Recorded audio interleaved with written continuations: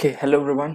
आज जो मैं चैप्टर डिस्कस करने वाला हूँ वो चैप्टर है हमारा special court and tribunals under Companies Act 2013। Okay, so सबसे पहले मैं आपको एक बेसिक इन्फो दे देता हूँ चैप्टर के अंदर क्या हम लोग आज डिस्कस करने वाले हैं। Chapter is all about NCLT and NCLT. आपने जैसे देखो कंपनी लॉ पढ़ा है जो एक one of the important subject है सीएस एग्जीक्यूटिव में, ठीक है। अब वो जो भी आपका सब्जेक्ट है ना उसके अंदर आपने देखा रहेगा कि फुल फ्लेज आपने कंपनी लॉ पढ़ा है। MOA, AOA, then types of meeting, directors, बहुत सारी चीजें इन डेप्थ पढ़ी है। उसमें एक पोर्शन है National Company Law Tribunal, that is NCLT, और National Company Law Appellate Tribunal, that is NCLT. बराबर। वो दो चीज के ऊपर आपने काफी सारी बोलते ना इंफॉर्मेशन पढ़ी होगी एक्ट के अंदर, और आपने तो आई थिंक वहां पे वो सब्जेक्ट के अंदर इन डिटेल पढ़ा होगा। यहाँ पे ये चैप्टर के अंदर हम लोग जो चीजें पढ़ेंगे वो भी एनसीएलटी एनसीएलटी के ऊपर ही है, लेकिन हम लोग कुछ बेसिक चीजें पढ़ने वाले हैं। हम लोग ज्यादा इन डेप्थ नहीं जाएंगे, जितना सिलेबस दिया है उतना ही पढ़ेंगे। और सिलेबस भी मैं बोलूँ ना, ये चैप्टर आपको भले एनसीएलटी एनसीएलटी के ऊपर है, लेकिन इन डेप्थ जैसा कंपनी लॉ होता है वैसा नहीं है, ठीक है। तो चलो हम लोग चैप्टर स्टार्ट करते हैं। सबसे पहले हम लोग बात करेंगे कॉन्स्टिट्यूशन ऑफ एनसीएलटी की। बराबर। अब कॉन्स्टिट्यूशन ऑफ एनसीएलटी की जब मैं बात करता हूँ, मतलब इसका मतलब आपको बेसिकली ये निकालना है कि जब नेशनल कंपनी लॉ ट्रिब्यूनल बनाया जाता है तो उसका कॉन्स्टिट्यूशन कैसा किया जाता है। कॉन्स्टिट्यूशन का मतलब उसको फॉर्म कैसे किया जाता है, बराबर। क्योंकि कोई भी चीज आप जब फॉर्म करोगे तो उसमें कितने लोग होंगे, क्या होगा, उसका फंक्शनिंग कैसे होगा, उसका पावर्स कैसे होंगे, कैसे मेंबर्स को अपॉइंट किया जाएगा, ये सारी सारी चीजें आपको डिस्कस करनी पड़ती है। सेम चीज हम लोग एनसीएलटी में आज यहाँ पे वही पढ़ने वाले हैं। सो देखो, एक्सप्लेन कॉन्स्टिट्यूशन ऑफ एनसीएलटी के अंदर क्या लिखा गया है। NCLT will handle only those matters which are related with the company law. Correct. चलो तो सबसे पहले हम लोग देखते हैं एक्सप्लेन कॉन्स्टिट्यूशन ऑफ एनसीएलटी। बराबर। So NCLT will handle only those matters which are related with the company law. NCLT basically वही केसेस को हैंडल करता है जो बोलते हैं ना कंपनी लॉ से रिलेटेड है। बट उसमें भी ऐसी चीजें हैं कि जैसे NCLT competition commission, competition act भी कुछ केसेस हैंडल कर सकते हैं। इंसॉल्वेंसी रिलेटेड से भी कुछ केसेस को हैंडल करते हैं, बट वो बहुत रिस्ट्रिक्टेड है, वो बहुत लिमिटेड है। मेन एनसीएलटी का काम है कि जितने भी कंपनी लॉ से रिलेटेड इश्यू होंगे वो सबको सॉल्व करना। बराबर। वो सबको सॉल्व करने का काम सबसे पहला होता है एनसीएलटी का। अभी देखो, एनसीएलटी ना इसको कॉन्स्टिट्यूट किया गया था बहुत बाद में, अराउंड 2016 के आसपास। करेक्ट। तो जब एनसीएलटी को फॉर्म किया गया तो उसके पहले क्या चलता था, तो उसके पहले चलता था CLB, that is company law board. मतलब जो भी आज एनसीएलटी कर रहा है उसमें से काफी सारी चीजें पहले कौन करता था, सीएलबी करता था। फिर सीएलबी को बंद कर दिया और उन्होंने नया कंपनीज एक्ट 2013 को इंट्रोड्यूस कर दिया, और उसके बाद नया एनसीएलटी और एनसीएलटी को फॉर्म कर दिया। बराबर। तो पुराना जो आप एक्ट पढ़ते थे ना, या पुराने लॉ के हिसाब से अगर आपको देखना होता है तो उसमें सीएलबी होता था। नए एक्ट के हिसाब से अगर मैं जाता हूँ, दैट इज कंपनीज एक्ट 2013 के हिसाब से मैं जाता हूँ, तो वह एनसीएलटी होता है। पुराने से अपने को कोई मतलब नहीं है, अपने को तो नया ही याद रखना है, ठीक है। तो सबसे पहले अभी हम लोग देखेंगे कि एनसीएलटी को फॉर्म कैसे किया जाता है। तो एनसीएलटी में ना बेसिकली तीन टाइप के लोग अपॉइंट होते हैं। एक होता है प्रेसिडेंट, एक होता है जुडिशियल मेंबर, और एक होता है टेक्निकल मेंबर। ये सब कैटेगरीज है, ठीक है। आपके कुछ क्वालिफिकेशन के हिसाब से आप प्रेसिडेंट की पोस्ट पे जा सकते हो, कुछ अलग क्राइटेरिया रहेगा जिसमें आप आते हो तो आप टेक्निकल मेंबर की पोस्ट पे काम कर सकते हो, कुछ अलग क्राइटेरिया रहेगा तो आप जुडिशियल के मेंबर की वे से काम कर सकते हो। That depends upon your experience, your knowledge, your qualification, your eligibility, उस पर डिसाइड होता है। बराबर। बट बेसिकली एनसीएलटी तीन कैटेगरी में डिवाइड होता है। एक होता है प्रेसिडेंट, जिसको मैं चेयरमैन भी बोल सकता हूँ, फिर एक होता है जुडिशियल मेंबर, फिर एक होता है टेक्निकल मेंबर। ये सब मेंबर्स को इस तरीके से बना के पूरा एनसीएलटी फॉर्म किया जाता है। अभी हर एक मेंबर की, हर एक कैटेगरी की हम लोग क्राइटेरिया देखेंगे। सो उसमें देखो, सबसे पहले हम लोग बात करेंगे प्रेसिडेंट की। तो अगर कोई भी पर्सन जिसको प्रेसिडेंट की पोस्ट पे काम करना है, उसके लिए क्राइटेरिया क्या है, मस्ट बी जज of high court with maximum age limit of 67 years. कोई भी पर्सन जो काम करना चाहता है एज अ प्रेसिडेंट उसने हाई कोर्ट में एज अ जज सर्व किया होना चाहिए, और जिसकी एज 67 से भी कम होनी चाहिए। बिकॉज 67 के ऊपर आप गए तो वैसे ही आपको रिटायरमेंट दे दिया जाएगा, आपको टर्मिनेट कर दिया जाएगा, बराबर। उससे ज्यादा की एज चलती नहीं है प्रेसिडेंट में। और मिनिमम एज भी आपका होना चाहिए 50। मतलब देखो, एज लिमिट आपको दोनों तरीके से देखनी है, दोनों तरीके से, मतलब मिनिमम भी 50 होना चाहिए, मैक्सिमम 67 के ऊपर भी नहीं होना चाहिए। तो ये जो 50 और 67 का जो ब्रैकेट है, मैं उसमें ही काम कर सकता हूँ एज अ प्रेसिडेंट, बराबर। ये ब्रैकेट के बाहर हूं तो मैं प्रेसिडेंट के लिए, पोस्ट के लिए एलिजिबल नहीं हूं, बराबर। फिर आते हैं दूसरे कैटेगरी के लोग जो होते हैं जुडिशियल मेंबर। सो जुडिशियल मेंबर के क्राइटेरिया देखो, प्रेजेंट और रिटायर्ड जज of high court or a district judge or a practicing lawyer with experience of 10 years in the field of company law with a maximum age of 65 years, again minimum age 50। अब देखो, अगर मुझे judicial member की capacity में क्या काम करना है तो क्या होना चाहिए, प्रेजेंट और रिटायर्ड जज ऑफ हाई कोर्ट, या तो मैं प्रेजेंट या रिटायर्ड जज की पोस्ट पे काम कर चुका हूं, और डिस्ट्रिक्ट जज मतलब रिटायर्ड डिस्ट्रिक्ट जज भी रहूंगा तो भी चलेगा, और प्रैक्टिसिंग लॉयर रहूंगा तो भी चलेगा। लेकिन प्रैक्टिसिंग लॉयर के लिए क्राइटेरिया देखो क्या है, मिनिमम एक्सपीरियंस होना चाहिए मेरा 10 साल का, only in the field of company law. क्योंकि देखो कैसा हो गया, आप भले एज अ लॉयर काम कर रहे हो लेकिन आप divorce, criminal cases, civil matter, ये सब चीजें हैंडल कर रहे हो, वो 10 साल का एक्सपीरियंस मतलब ही नहीं है यहाँ पे। आपको अगर यहाँ पे जुडिशियल मेंबर बनना है अंडर एनसीएलटी तो आपका 10 साल का एक्सपीरियंस चाहिए एज अ लॉयर। लेकिन वो भी कौन सी फील्ड के अंदर, कंपनी लॉ, कि अपने कंपनी लॉ से रिलेटेड केसेस को हैंडल किया होना चाहिए, ठीक है। और उसमें भी आपकी अगर एज 65 से कम है तो ही, 65 की एज है तो वैसे ही आप डिस्क्वालीफाई हो जाओगे। प्लस मिनिमम एज भी कितना चाहिए आपको, 50 होना चाहिए। ये सारे क्राइटेरिया आपको बोलते हैं ना सम अप करने हैं, और फिर क्राइटेरिया के हिसाब से पर्सन का अपॉइंटमेंट किया जाएगा, ठीक है। और थर्ड आते हैं technical member. So person with experience of at least 15 years as a Indian legal services, आपने कम से कम 15 साल as a Indian legal services में काम किया होना चाहिए। या तो आप प्रैक्टिसिंग कंपनी सेक्रेटरी हो, या तो प्रैक्टिसिंग चार्टर्ड अकाउंटेंट हो, या तो practising cost and management accountant हो, विथ 15 ईयर्स, एटलीस्ट 15 ईयर्स, यहाँ पे भी 15 साल का एक्सपीरियंस होना चाहिए in the field of company law with maximum age of 65 years. मतलब मैं प्रैक्टिसिंग सीए में भी रहूंगा तो भी चलेगा, लेकिन मेरे पास 15 साल का एक्सपीरियंस कम से कम होना चाहिए। उसमें भी एज लिमिट है क्या, मैक्सिमम कितना, 65 ईयर्स, और मिनिमम कितना, 50 ईयर्स, बराबर। ये सब क्राइटेरिया अगर आप फुलफिल करते हो तो आप एलिजिबल हो क्या बनने के लिए, टेक्निकल मेंबर बनने के लिए, बराबर। तो देखो ये उसका बाइफर्गेशन था कि एनसीएलटी में 3 टाइप के लोग हम लोग ने देखे। फर्स्ट हम लोग ने कौन देखा, प्रेसिडेंट या तो चेयरमैन बोल सकते हो उसको। दूसरे हम लोग ने देखे जुडिशियल मेंबर, और तीसरे हम लोग ने देखे टेक्निकल मेंबर। तो इस तरीके से इनकी क्राइटेरियाज को डिसाइड किया जाता है और अकॉर्डिंगली इनको अपॉइंट किया जाता है, करेक्ट। चलो आगे देखते हैं, what are the powers of the NCLT, explain any 15 powers of NCLT. अच्छा, यहाँ पे ये जो आपको दिख रहा है ना, इसको मैंने इस तरीके से इसके लिए बनाया गया, उसके कुछ रीजन आपको बता देता हूँ। आप अगर अपना मॉड्यूल देखोगे ना तो मॉड्यूल के अंदर पावर्स ऑफ एनसीएलटी बहुत भर भर के दिए, 25-30 पावर होंगे शायद, या शायद उससे भी ज्यादा होगा, बराबर। आपको एग्जाम पॉइंट ऑफ व्यू से पढ़ना है। फिलहाल हम लोग एग्जाम पे फोकस करेंगे, तो ऑब्वियसली स्टडी भी उसके ओरिएंटेड ही होनी चाहिए अपनी, ठीक है। अब मैक्सिमम आपका जो क्वेश्चन हो सकता है एग्जीक्यूटिव के पेपर के अंदर, वो मैक्सिमम 8 मार्क का होगा। 8 मार्क के ऊपर का तुम लोग को कोई क्वेश्चन पूछने नहीं वाले।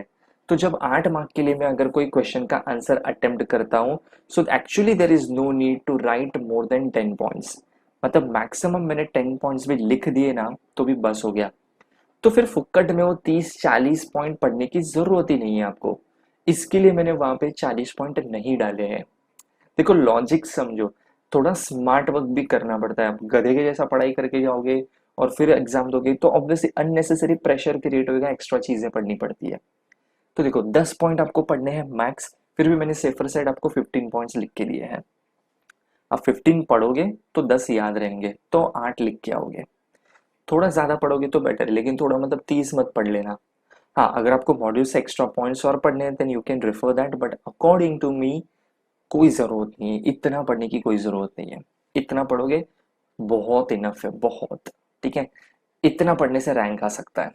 सो now you decide what you want to do. ठीक है, चॉइस इज योर्स।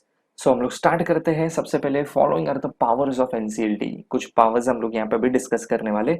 सबसे फर्स्ट पावर है to direct the company to make repayment of mature deposit or for any loss or damage incurred by him as a result of non payment। Simple है, जैसे देखो हम लोग bank में FD करते हैं ना, वैसे ही मैं कंपनी में भी फिक्स डिपॉजिट मतलब डिपॉजिट रख सकता हूँ। ठीक है, मुझे उन लोग इंटरेस्ट पे करेंगे। समझो मेरा मेच्योरिटी डेट था, मेच्योरिटी डेट मेरा चला गया, तो कंपनी की ड्यूटी क्या बनती है, जैसे मेच्योरिटी डेट चला गया उनका ड्यूटी बनता है मुझे रीपे करने का, क्योंकि मैं रिन्यू नहीं कर रहा हूं। तो जब रिन्यू नहीं कर रहा है पर्सन, तो डेफिनेटली आप उसको रीपे कर दो। मुझे वो लोग रीपे नहीं कर रहे। अब जब मुझे रीपे नहीं किया जा रहा है, तो मेरा तो प्रिंसिपल अमाउंट नहीं आया। हो सकता है चलो प्रिंसिपल अमाउंट आया, मेरा इंटरेस्ट पेमेंट नहीं हुआ। हो सकता है मेरा दोनों ही नहीं आया। बहुत सारे कंसिक्वेंसेस हो सकते हैं। इन शॉर्ट मुझे नॉन पेमेंट की कैटेगरी में मैं आ गया कि मेरा पैसा आना चाहिए लेकिन कंपनी मुझे पैसा नहीं दे रहा है। तो मैंने पहले इज्जत से कंपनी को लेटर लिखा, उनको इंटीमेट किया कि भाई ड्यू डेट आ चुका है, ड्यू डेट आ गया चला भी गया, मेरा पैसा तो दे दो मेरे को। कंपनी मेरे को अभी तक पे नहीं कर रहा है, बाद में थोड़ा टाइम रुक जाओ, फाइनेंशियल क्राइसिस है, ऐसे सब एक्सक्यूज दे रहे हैं। तो एक बोलते ना एक पेशेंस लेवल खत्म। तो मैं जाके अभी सीधा क्या करूंगा कि बस अभी कंपनी से कोई बात नहीं करना है, अब भाड़ में गया। अब मैं जाऊंगा सीधा एनसीएलटी। मैं पहुंच गया सीधा एनसीएलटी। एनसीएलटी को मैंने एप्लीकेशन डाल दिया कि ऐसी ऐसी सिचुएशन है, मेरा पेमेंट नहीं आ रहा है, प्लीज आप मेरे को पेमेंट रिलीज करके दो। So in that particular situation company को बुलाया जाएगा, कंपनी से जस्टिफिकेशन लिया जाएगा, और कंपनी के पास कोई लीगल जस्टिफिकेशन नहीं है तो कंपनी को डायरेक्शन दिया जाएगा कि भाई इसका पेमेंट रिलीज करो। इसका पेमेंट अटकाने का कोई मतलब नहीं है, कोई लॉजिक नहीं है, कोई रीजन नहीं है आपके पास, तो फुकट में इसका पेमेंट अटकाओ मत। ठीक है। Second, on application of a member, the tribunal may call or direct the calling of AGM if default is made in holding the AGM। अगर मैं शेयर होल्डर हूं, मैं देख रहा हूं कि कंपनी एजीएम कंडक्ट नहीं कर रहा है, ऑलमोस्ट टाइम लिमिट खत्म हो चुकी है या खत्म होने आ गई है, कंपनी ने अभी तक कोई इनिशिएटिव नहीं लिया है, तो मैं एज अ बोलते ना एक मेंबर, एक बोलते ना जागरूक मेंबर, मैं वो हूँ। तो मैं भी जाके एनसीएलटी को बोल सकता हूँ कि ऐसी ऐसी सिचुएशन आ गई है, कंपनी अभी तक एजीएम ही नहीं कर रहा है, प्लीज आप कंपनी को डायरेक्शन दो, उनको बोलो कि एजीएम कंडक्ट करे। ये भी मैं कर सकता हूँ। Third, the tribunal may direct that inspection of minute book of a general meeting be given to a member. अगर मुझे, मैं शेयर होल्डर हूँ या मैं कोई मेंबर हूँ कंपनी का, तो मेरा हक बनता है कंपनी के मिनट्स बुक या रिकॉर्ड्स जो एज अ शेयर होल्डर या मेंबर में देख सकता हूँ, जो अलाउ करता है कंपनीज एक्ट, वो तो मुझे देखना चाहिए। अब मैं जाके कंपनी को बोल रहा हूँ कि भाई मेरे को ये मिनट्स बुक या रजिस्टर ये सब मेरे को चेक करना है, कंपनी बोलता है नहीं दिखाएंगे, तेरे को जो करना है कर ले जा। तो जो करना है कर लेना, फिर मैं जाएगा सीधा एनसीएलटी, और मैं एनसीएलटी को इज्जत से एक एप्लीकेशन लिख के क्या बोलेगा कि इन लोग को मैंने बोला कि मैं रिस्पेक्टेड शेयर होल्डर है, मैं रिस्पेक्टेड मेंबर है, मेरे को तुम लोग दिखाओ रजिस्टर रिकॉर्ड्स डॉक्यूमेंट्स जो भी मैं मांग रहा हूँ, उन्होंने मेरे को नहीं दिखाया, तो बोलो मेरे को इज्जत से दिखा दे। तो एनसीएलटी कंपनी को डायरेक्शन देगा कि भाई वो शेयर होल्डर है, दिखाना पड़ेगा। ठीक है, तो तीसरे पॉइंट में ये हो सकता है, बराबर। अभी हम लोग जाते हैं फोर्थ पॉइंट पे। सो फोर्थ पॉइंट क्या बोलता है, to sanction utilization of IEPF that is investor education protection fund for reimbursement of the legal expenses incurred on class action suit by members debentures और डिपॉजिटर्स। अगर यूटिलाइजेशन करना है आपको IPF को फंड को, तो उसके लिए भी आपको एक एनसीएलटी की परमिशन लगती है, उसके बिना आप यूटिलाइज नहीं कर सकते। Correct. Then to restrict copies of representation of the auditor to be removed to be sent out. ठीक है, तो उसके लिए भी आपको एनसीएलटी में जाने की जरूरत पड़ेगी। Then to order investigation of the affairs of the company. अगर जैसे मैं शेयर होल्डर हूं, मैं ये बोल देता हूं कि मुझे है ना डाउट है, कंपनी एमओए में लिख के कुछ और बैठा है लेकिन कर कुछ और ही रहा है, तो मैं जाके पहले तो कंपनी को पूछता हूँ कि ऐसा कुछ है तो मेरे को बता दो। कंपनी बोलता है ऐसा कुछ नहीं है, और अगर होगा भी तो तेरे को क्यों बताए। अब मेरी सटक गई। मैं गया सीधा एनसीएलटी में, एनसीएलटी में जाके एप्लीकेशन बोल डालता हूँ और उनको बोलता हूँ कि देखो ये सब डॉक्यूमेंट्स की वजह से मुझे ऐसा लगता है कि कंपनी के एमओए में कुछ लिखा और है, लेकिन कंपनी कुछ कर अलग ही रहा है। और वो भी ऐसी चीज कर रहा है जो अल्ट्रा वायर्स है, बियॉन्ड द पावर है, बियॉन्ड ऐसे ही बोलते हैं ना, ऐसे बिजनेस कर रहा है जो उनके एमओए में लिखे नहीं है। तो ऑब्वियसली वो इलीगल एक्ट हो गया। तो स्टॉप कराओ कंपनी को। मैं ये भी कर सकता हूँ एनसीएलटी में जाके। Then to order freezing of the assets of the company or inquiry and investigation in the case of complaint made by its members for a period of 3 years। अगर मैंने ये डिक्लेयर कर दिया कि कंपनी जो भी असेट्स है, funds है, उसको गलत तरीके से यूज कर रहा है, अदर देन बिजनेस ट्रांजेक्शन में यूज हो रहा है, डायरेक्टर्स अपने पर्सनल बेनिफिट के लिए वो सब चीज को यूज करना स्टार्ट कर रहे हैं, तो कहाँ कंपनी का फ्यूचर है फिर। तुम लोग तो साला शेयर होल्डर से पैसा लेके मजे मार रहे हो, डायरेक्टर्स तो। अगर मैंने जाके ये कंप्लेन फाइल किया ना, तो कंपनी के क्या हो सकते हैं, असेट्स फ्रीज हो सकते हैं। फ्रीज मतलब उसके यूटिलाइजेशन के ऊपर बोलते हैं ना, एक रिस्ट्रिक्शन लगा दिया जाएगा। वो भी कितने साल के लिए, 3 साल तक लग सकता है। तो ये भी एक कंसिक्वेंसेस हो सकती है अगर मैं एज अ शेयर होल्डर या मेंबर कंपनी की कंप्लेन लेके एनसीएलटी पहुंच गया तो। चलो नेक्स्ट जाते हैं पॉइंट नेक्स्ट पे। पॉइंट नंबर है हमारा अभी 8। Okay, so to impose restriction in connection with the securities. अभी जैसे अगर मैं ये देख रहा हूँ कि कोई कंपनी है जिसका मैं शेयर होल्डर हूँ, वो कंपनी राइट इश्यू कर रहा है या बोनस इश्यू कर रहा है, ऐसा कुछ भी कर रहा है, लेकिन मैं ये चीज देख रहा हूँ कि ये जो भी चीजें कर रहा है ना कंपनी, ये प्रॉपर इंफॉर्मेशन डिस्क्लोज करके नहीं कर रहा है। राइट इश्यू बोनस इश्यू करने के लिए जो उनको प्रोसीजर फॉलो करनी चाहिए वो नहीं किए, जो रेजोल्यूशंस पास करने चाहिए वो प्रॉपर नहीं किए, फेक डिस्क्लोजर्स करके कर दिया है, ठीक है। तो मैं उसको रिस्ट्रिक्ट भी कर सकता हूँ। कैसे, एनसीएलटी में कंप्लेन फाइल करके, बराबर। देन आता है 10th, टू सैंक्शन कॉम्प्रोमाइज और arrangement agreed to at the meeting of the creditors members order by the tribunal.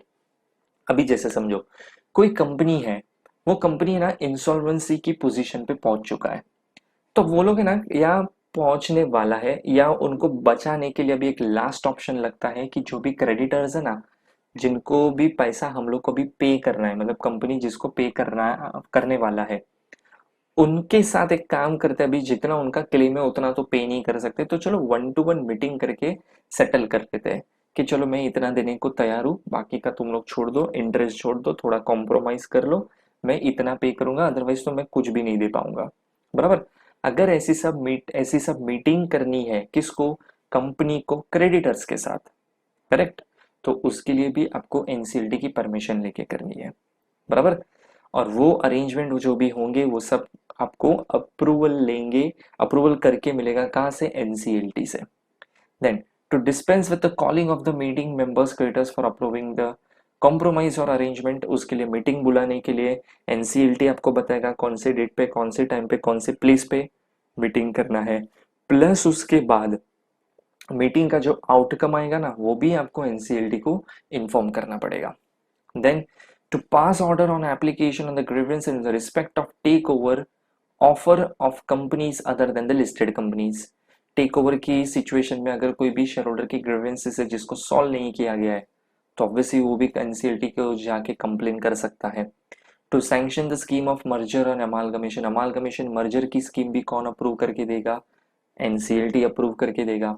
And to entertain the application made by the dissenting share holder of the scheme approved by the majority. जो भी dissenting share holders है, मतलब एक ऐसा छोटा group जो कोई भी स्कीम से सेटिस्फाइड नहीं है, उनको कोई ना कोई प्रॉब्लम है, तो वो लोग कौन हो गए, डिसेंटिंग शेयर होल्डर, बराबर। अब ऐसे लोग भी जाके कंप्लेन कर सकते हैं एनसीएलटी को कि हम लोग के हिसाब से ये स्कीम बराबर नहीं है। तो वो टाइम पे एनसीएलटी ऐसा नहीं बोलेगा कि मेजोरिटी को कोई तकलीफ नहीं है, 60 70 80 90% लोगों को कोई तकलीफ नहीं है, तुम लोग कोई तकलीफ है। तो हो सकता है ना बाकी के सारे रॉन्ग हो सकता है, यू नेवर नो, ठीक है। तो ऑब्वियसली उनकी भी कंप्लेन कौन लेगा, उनकी भी स्टेटमेंट को रिकॉर्ड कौन करेगा, उनकी भी बोलते हैं अपॉर्चुनिटी ऑफ बीइंग हर्ड, उनको भी क्या लगता है, उनका ओपिनियन भी बहुत मैटर करता है, तो वो कौन सुनेगा, वो एनसीएलटी सुनेगा। तो वहां पे जाके वो लोग कंप्लेन फाइल कर सकते हैं। ठीक है। Then appeal to the tribunal against the refusal of the registrar to register the circular. कोई भी रजिस्ट्रार कोई भी रजिस्टर करने से कोई भी चीज को डिनाई कर देता है जबकि आपके सारे डॉक्यूमेंटेशन सब कुछ प्रॉपर है, क्लियर है, ठीक है, तो भी वो जाके कहाँ कंप्लेन फाइल कर सकता है, एनसीएलटी में जाके कंप्लेन कर सकता है कि रजिस्ट्रार अपना काम बराबर नहीं कर रहा है। ठीक है, चलो आगे देखते हैं। Which order NCLT can pass. NCLT कौन से ऑर्डर को पास कर सकता है, ठीक है। सो देखते हैं कौन से ऑर्डर्स एनसीएलटी पास कर सकता है। ऊपर जो हम लोग ने पढ़े थे वो पावर्स थे, ठीक है, कि पावर्स क्या क्या है, एनसीएलटी क्या क्या मैटर्स को हैंडल कर सकता है। अब वो मैटर को हैंडल करने के टाइम पे वो कौन से डिसीजंस दे सकता है, कौन से ऑर्डर पास कर सकता है, तो अभी हम लोग वो पढ़ेंगे, ठीक है। सबसे पहले देखते हैं हम लोग summoning and enforcing the attendance of any person and examining him on oath. किसी भी पर्सन को समन इश्यू करके उसको एनसीएलटी के सामने अपीयर करने के ऑर्डर्स दे सकता है, ठीक है, और उसको बोल सकता है कि भाई तुम लोग को आना पड़ेगा, जो डेट जो टाइम जो प्लेस बोला है ना उस पे। क्यों? Because we want to examine you. कुछ क्वेश्चंस पूछेंगे, उसका आप इज्जत से आंसर दे दो, ठीक है। Then requiring the discovery and production of any document. कोई भी पर्सन, कोई भी शेयर होल्डर, कोई भी डायरेक्टर, कोई भी कंपनी, किसी के पास भी अगर एनसीएलटी को ऐसा लगता है कि कोई डॉक्यूमेंट या कोई एविडेंस या कोई रिकॉर्ड है जो वो ला नहीं रहा है, या है लेकिन फिर भी प्रेजेंट नहीं कर रहा है, या हाइड करने की ट्राई कर रहा है, तो एनसीएलटी उनके सामने ऑर्डर इश्यू कर सकता है कि भाई नेक्स्ट हियरिंग में लेके आना पड़ेगा, ठीक है। Then receiving evidence on affidavit. जो भी पर्सन ओरल स्टेटमेंट देता है एनसीएलटी में जाके उनको बोल सकता है कि do one thing, give it in a writing form. Evidence बनाना है इस चीज को तो आप उसको एफिडेविट फॉर्म में लिख के दे दो, बराबर, तो वो भी करवा सकता है। रिक्वेजिशनिंग एनी पब्लिक रिकॉर्ड और डॉक्यूमेंट और कॉपी ऑफ सच रिकॉर्ड और document from any office. NCLT ROC को बोल सकता है कि नेक्स्ट हियरिंग में ना ये डॉक्यूमेंट लेके आना इधर। वो कोई भी अथॉरिटीज है, ठीक है, जो पब्लिक ऑफिस में है आती है, वो सबको बोल सकता है कि एविडेंस के नाम पे ये रिकॉर्ड आपको ला के दिखाने पड़ेंगे। वो पब्लिक ऑफिस ऐसा नहीं बोलेगा, आरओसी एनसीएलटी को ऐसा नहीं बोलेगा क्या फुकट बैठा है मैं इधर, मैं नहीं आएगा, चाहिए तो तू लेके जा, ऐसा आप एनसीएलटी के सामने नहीं बोल सकते। वो एनसीएलटी है, ठीक है। Then issuing commissions for examination of witnesses और डॉक्यूमेंट।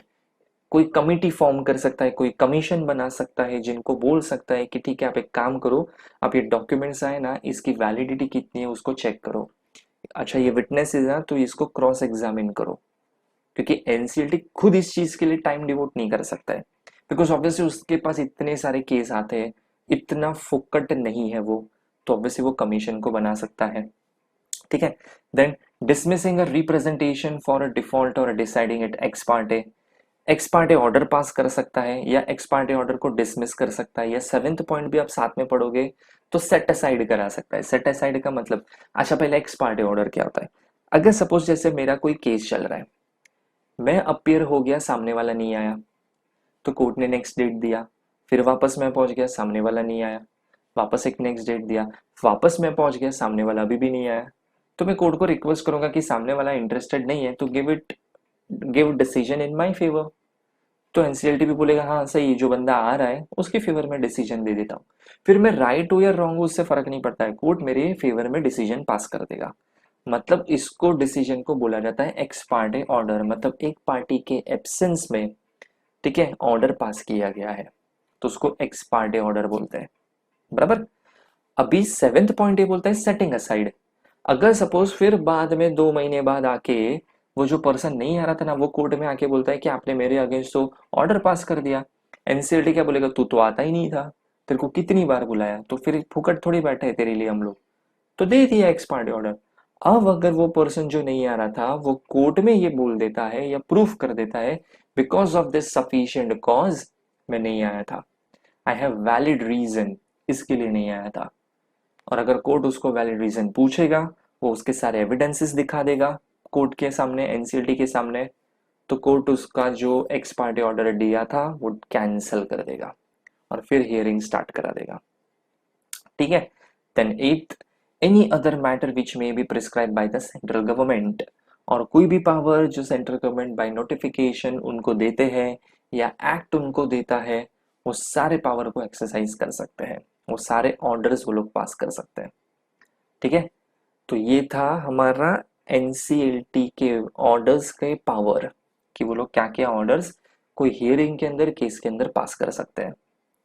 ठीक है, चलो अभी जैसे हम लोग ने कॉन्स्टिट्यूशन ऑफ एनसीएलटी पढ़ा था, वैसे हम लोग पढ़ेंगे कॉन्स्टिट्यूशन ऑफ एनसीएलएटी। बराबर, चलो तो उसका कॉन्स्टिट्यूशन देखते हैं। देखो कॉन्स्टिट्यूशन आप देखोगे ऑलमोस्ट क्या सेम ही है, बट खोली थोड़ी बोलते ना, थोड़े बहुत क्राइटेरिया यहाँ पे चेंज हो जाएंगे। जैसे वहां पे कुछ क्राइटेरियाज अलग थे, इतना एक्सपीरियंस, ये क्वालिफिकेशन, ये एज लिमिट, वो इधर चेंज हो सकती है। बाकी देखो उधर भी सेम थे, president, judicial member, technical member, सब कुछ सेम है इधर भी। सो एनसीएलटी एनसीएलटी का कॉन्स्टिट्यूशन सेम होता है। एनसीएलटी में एक होता है प्रेसिडेंट, चेयरमैन बोल सकते हो उसको, दूसरा होता है जुडिशियल मेंबर, तीसरा होता है टेक्निकल मेंबर। Correct, okay. लेकिन एक नोट है यहाँ पे जो ऊपर नहीं था, ये नोट ये है कि मैक्सिमम 11 मेंबर्स होने चाहिए, मतलब सब मिला के, including president, judicial member, technical member, सब मिला के कितने होने चाहिए, मैक्सिमम 11 मेंबर्स। इससे ज्यादा मेंबर्स अलाउड नहीं है। ठीक है, चलो अभी इसमें देखते हैं हम लोग इसका फॉर्मेशन। सो प्रेसिडेंट में क्या लिखा है, मस्ट बी ए जज ऑफ सुप्रीम कोर्ट, उधर हाई कोर्ट था, इधर उसका सुप्रीम कोर्ट हो गया। फिर तो maximum age limit of 70 years, उधर 67 था, इधर 70 कर दिया। बराबर, मिनिमम एज अभी भी 50 ही रखा है। देन जुडिशियल मेंबर, प्रेजेंट और रिटायर्ड जज of high court with maximum age of 67 years, again minimum age 50 years. And third is a technical member, person with experience of at least 25 years in the field of company law with a maximum age limit of 67 years. Again वही, practising CS, CA, CA में कोई भी होंगे चलेगा। बराबर, लेकिन उनका experience 25 years कम से कम होना चाहिए। उधर अगर हम लोग ने देखा था तो 15 ईयर्स था, वो 15 का 25 हो गया इधर। ठीक है, मिनिमम एज अगेन 50। बराबर, 50 ईयर्स की तो एज कंपलसरी होनी ही चाहिए, कम से कम तो होनी ही चाहिए। बराबर, तो देखो ये इसका फॉर्मेशन हो गया, किसका, एनसीएलएटी का। बराबर, president, judicial member, technical member, president supreme court, judicial member retired जज ऑफ हाई कोर्ट, और प्रेजेंट अगर जज भी रहेगा हाई कोर्ट का तो भी चलेगा, और टेक्निकल मेंबर का 25 साल का एक्सपीरियंस। करेक्ट, बाकी सब कुछ सेम। हाँ, एज लिमिट थोड़ी बहुत चेंज कर दिए, जो फर्स्ट में 70 ईयर्स लिखे वो ऊपर हम लोग ने 67 पढ़ा था, सेकेंड में यहाँ पे 67 लिखे ऊपर हम लोग ने 65 पढ़ा था। That's the only difference. ठीक है, तो ये हमारा 3 पॉइंट है जो एनसीएलएटी के कॉन्स्टिट्यूशन को डिफाइन करता है। ठीक है, आगे देखते हैं, explain details of benches of NCLT and NCLAT. अब बेंच कैसे होते हैं, बेंच का मतलब जो जज बैठते हैं ना, उसको बेंच बोलते हैं। अगर एक जज बैठेगा तो उसको बोलने का सिंगल बेंच, दो जज बैठते हैं तो उसको बोलने का डिवीजन बेंच, और दो से ज्यादा जज बैठते हैं तो उसको बोलते हैं फुल बेंच। तो बेंच में मतलब जज जो बैठेगा, जो केस सुनाएगा, डिसीजन देगा, उसको हम लोग बेंच बोलते हैं लीगल टर्म्स में। ठीक है, so benches are constituted by the central government. India में जितनी भी एनसीएलटी या जितनी भी एनसीएलटी बनेगी, ठीक है, वो सबको बनाने वाला कौन है, सेंट्रल गवर्नमेंट। ठीक है, then second, principal bench is situated at New Delhi. इसका मतलब क्या होता है, अभी आप इंडिया में देखोगे ना तो अराउंड 33 एनसीएलटी है और 5 एनसीएलटी है। बराबर, अब 33 मतलब हर मेट्रो सिटीज में आ गया, मुंबई, दिल्ली, चेन्नई, कोलकाता, देन बेंगलोर। बराबर, ऐसे हर एक मेट्रो सिटीज को कवर किया हुआ है, 33 है टोटल। बराबर, on an average.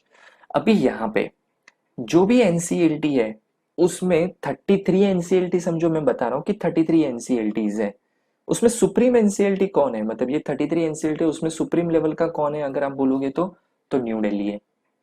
Same NCLT 5 है तो उसमें भी सुप्रीम कौन है, न्यू दिल्ली है।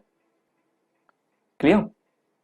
अब ये सेकंड पॉइंट जो है ना, इसका मतलब थोड़ा और इन डिटेल समझते हैं कि प्रिंसिपल बेंच मतलब क्या होता है। थोड़ा और इन डिटेल जाते हैं तो देखो, what is the actual meaning of principal bench. अभी जैसे समझो 33 एनसीएलटी है, मैंने क्या बोला आपको कि प्रिंसिपल बेंच कौन सा है, न्यू दिल्ली। तो मतलब क्या निकलता है प्रिंसिपल बेंच, कि बाकी की जो 32 एनसीएलटीज है वो जो भी डिसीजन पास करते हैं कोई पर्टिकुलर मैटर के ऊपर, लेकिन जो न्यू दिल्ली वाला बेंच है कि नहीं, ये एनसीएलटी ने भले डिसीजन पास किया लेकिन ये डिसीजन मैं जो दे रहा हूँ वो ऐसा है।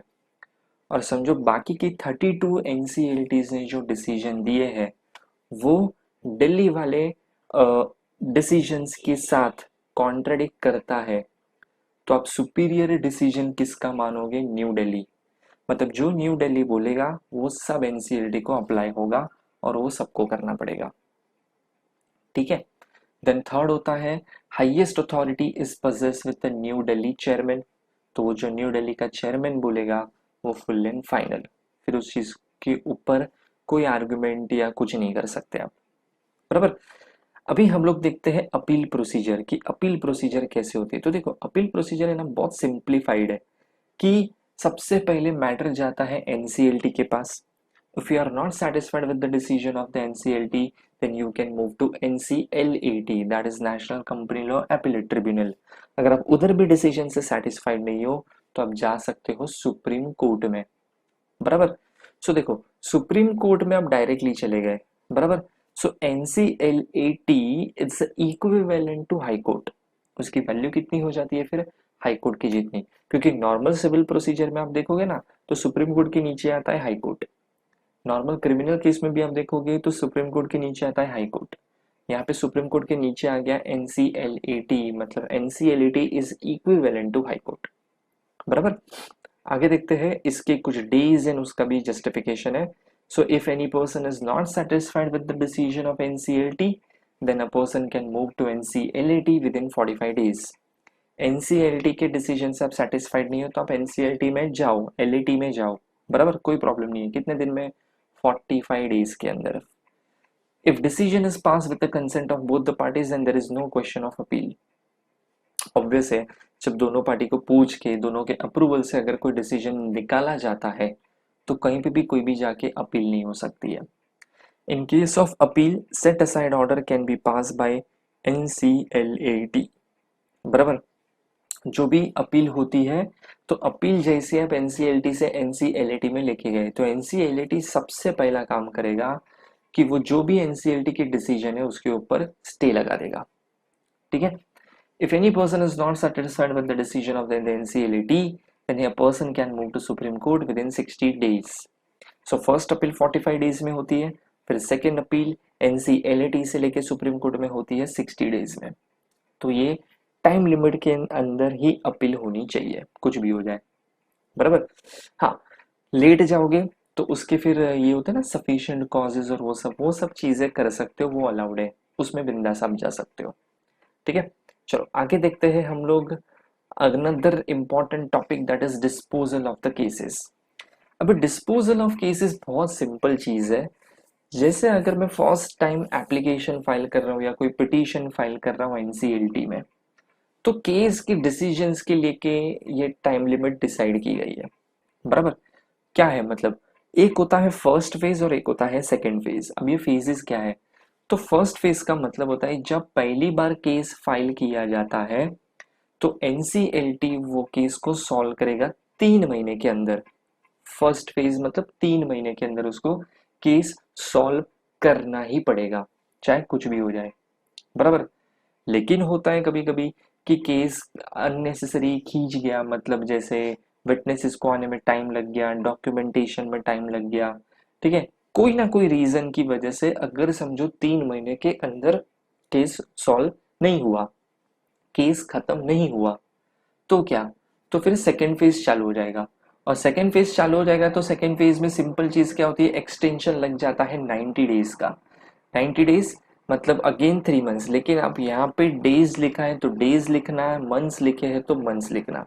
क्योंकि डेज अगर मैं लिखता हूँ it means I am talking about working days. बराबर। वर्किंग डेज के ऊपर स्ट्रिक्टली बात किया जाता है। अगर मैं मंथ्स बोलता हूँ तो उसमें वर्किंग डेज, हॉलीडेज सब इंक्लूड हो जाते हैं।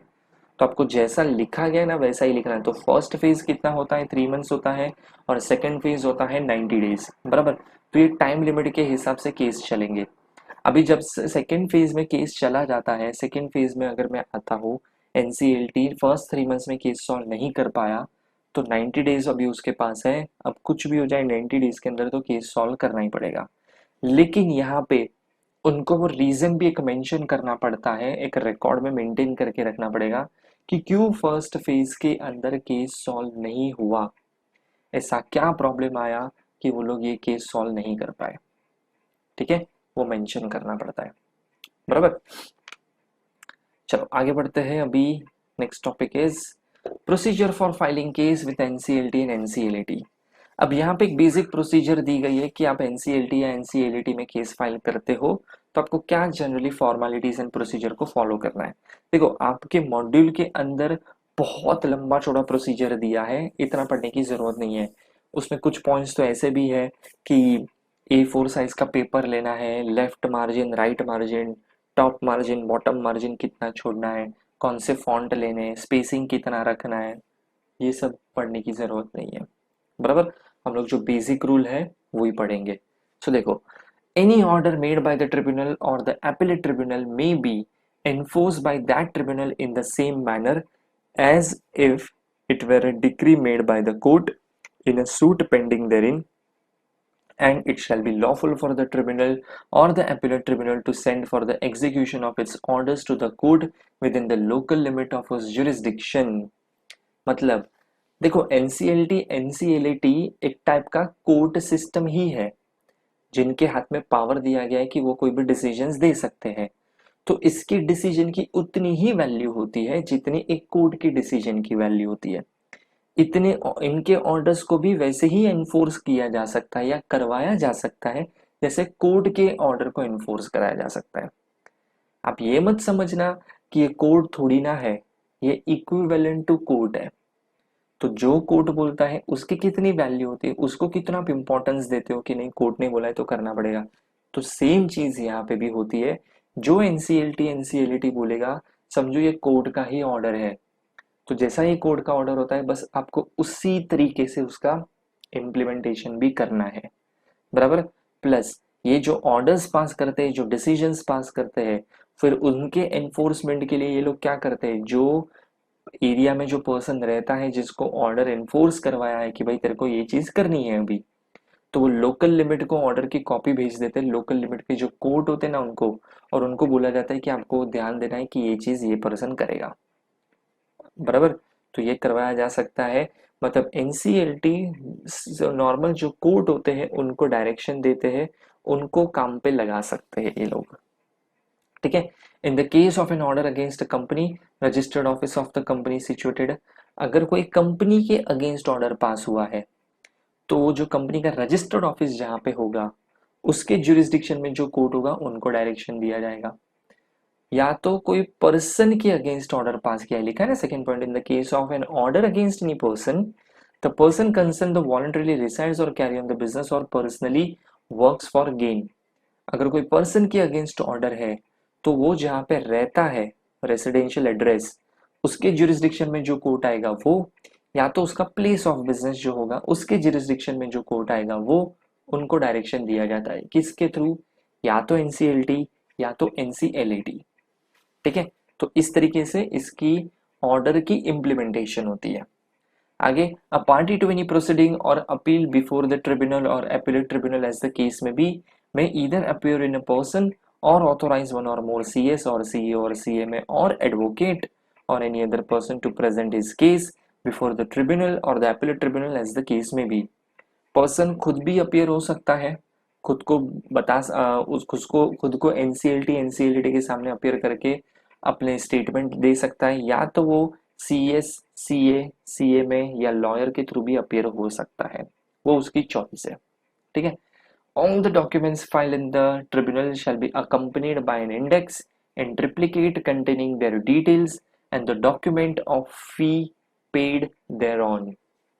मतलब जो भी आप डॉक्यूमेंट सबमिट करोगे, एप्लीकेशन फाइल करोगे, पिटीशन फाइल करोगे, केस फाइल करोगे एनसीएलटी में, तो आप एक फाइल बनाओगे और वो एक फाइल को सबमिट करोगे। लेकिन वो एक फाइल नहीं बनानी है, आपको 3 कॉपी बनानी है। उसको लिखा है ना ट्रिप्लीकेट, बराबर, ट्रिप्लीकेट कॉपी देनी है आपको। 3 सेम कॉपी आपको सबमिट करनी पड़ेगी। उसमें भी लिखा है इंडेक्स, तो फर्स्ट पेज आपका क्या होना चाहिए, इंडेक्स।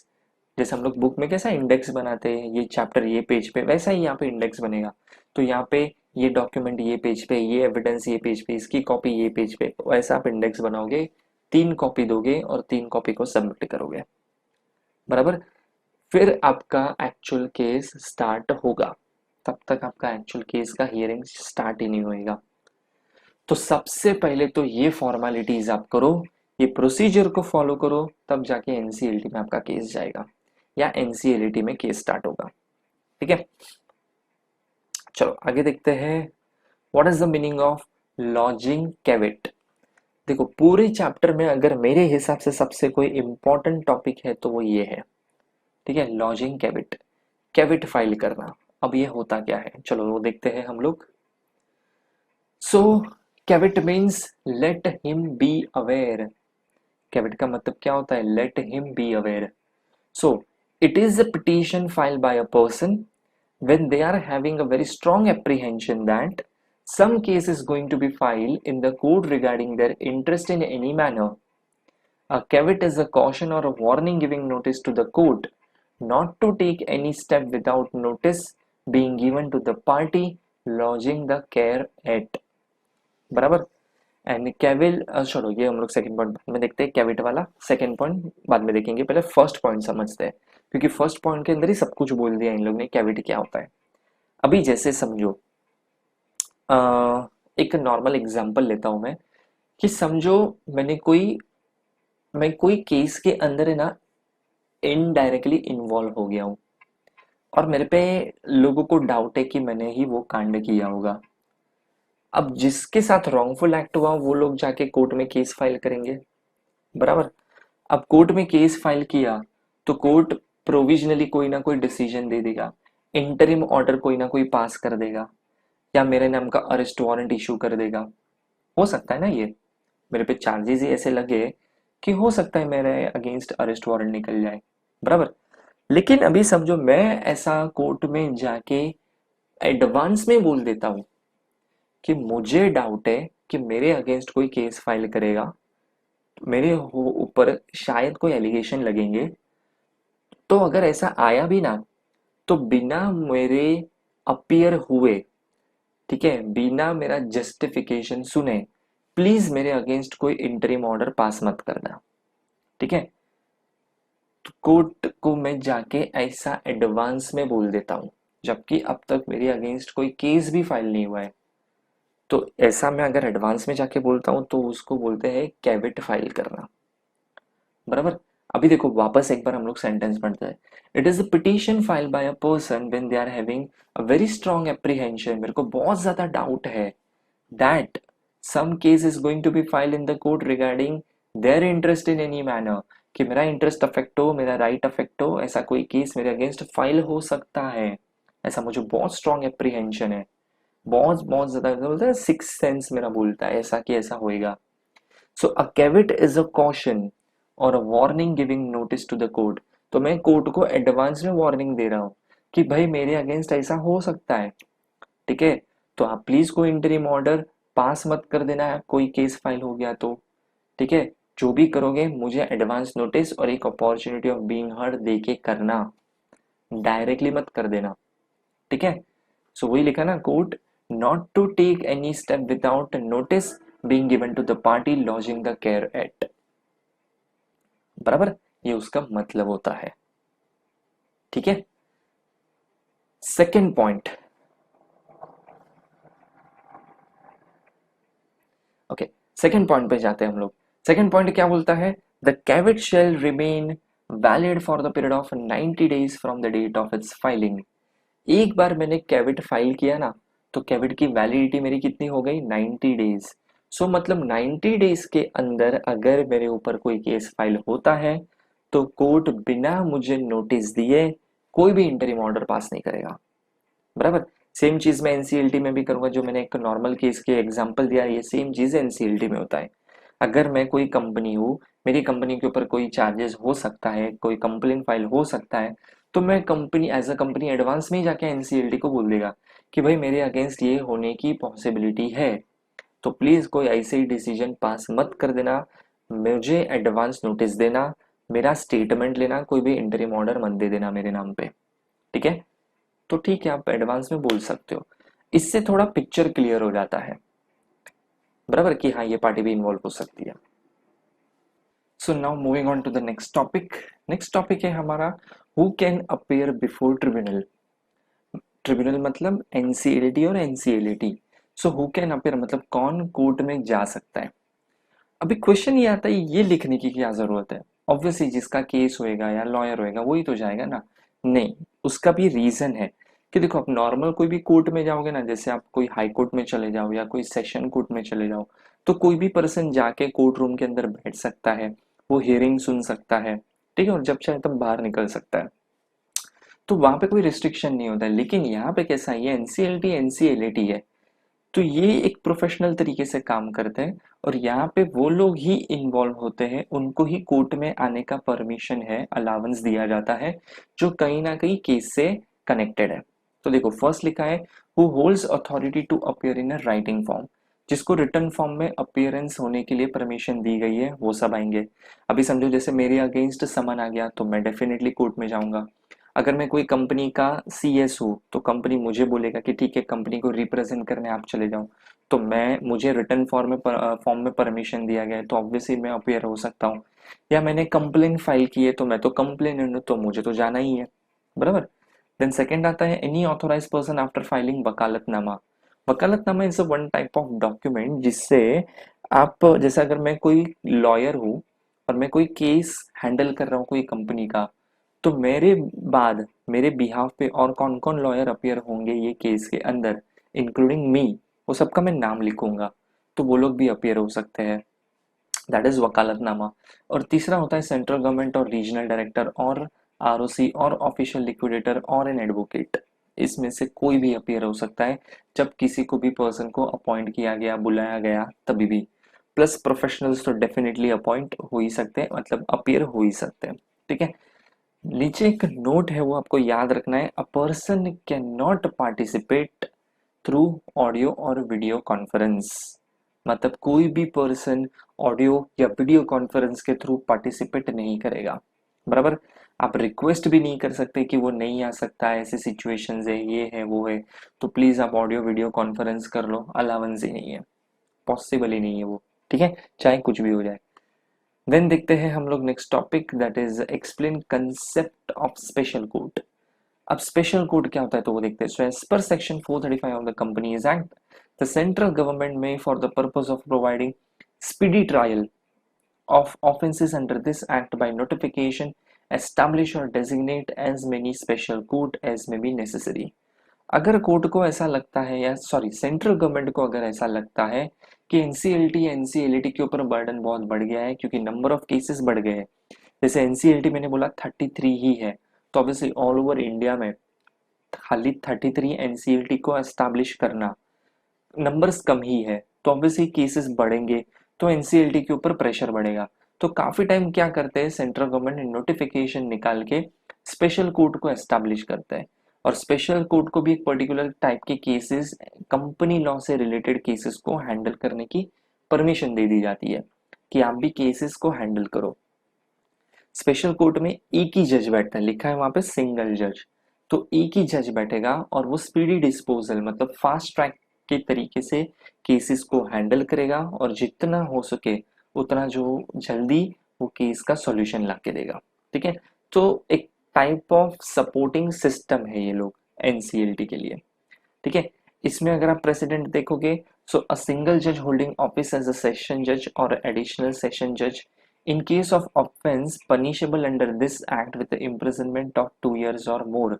ठीक है, अगर कोई ऐसे केसेस है जहाँ पे 2 साल से ज्यादा का पेनल्टी लग सकता है, तो ऐसे केसेस में सेशन जज और एडिशनल सेशन जज ही अपॉइंट हो सकते हैं सिंगल जज की पोस्ट पे।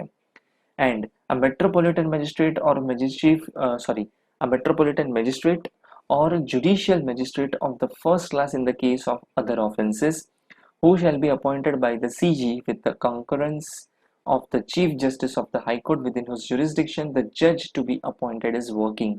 और अगर बाकी के कोई भी केसेस है, मतलब 2 साल के ऊपर वाला का तो क्राइटेरिया ऊपर मैंने बता दिया, उसको छोड़ के जो भी मतलब नीचे वाले जो भी क्राइटेरिया है उसके लिए जज कौन बन सकता है, तो मेट्रोपॉलिटन मजिस्ट्रेट और judicial magistrate of the first class, ये लोग अपॉइंट हो सकते हैं और इनको केसेस दिए जाएंगे और ये केसेस को हैंडल करेंगे, बराबर। लेकिन जो भी अपॉइंटमेंट होगा, जो भी ज्यूरिसडिक्शन में हाई कोर्ट होगा, उनका जो chief justice of high court होगा, ठीक है, चीफ जस्टिस जो सुप्रीम जज होते हैं हाई कोर्ट के, उनके अप्रूवल से परमिशन से अपॉइंटमेंट किया जाता है, बराबर। तो ये इस तरीके से एक सिंगल जज को अपॉइंट किया जाएगा स्पेशल कोर्ट के अंदर और वो पूरे के पूरे केसेस को हैंडल करेंगे in a fast track manner. Clear? ठीक है। तो ये था जो चैप्टर, इतना ही चैप्टर है, इससे ज्यादा आपको ये चैप्टर के अंदर कुछ भी पढ़ने की, एडिशनल पढ़ने की जरूरत नहीं है। ठीक है। सो ये था हमारा chapter special court and tribunals और इसी के साथ हमारा ये चैप्टर हम लोग यहाँ पे वाइंड अप करते हैं। Thank you.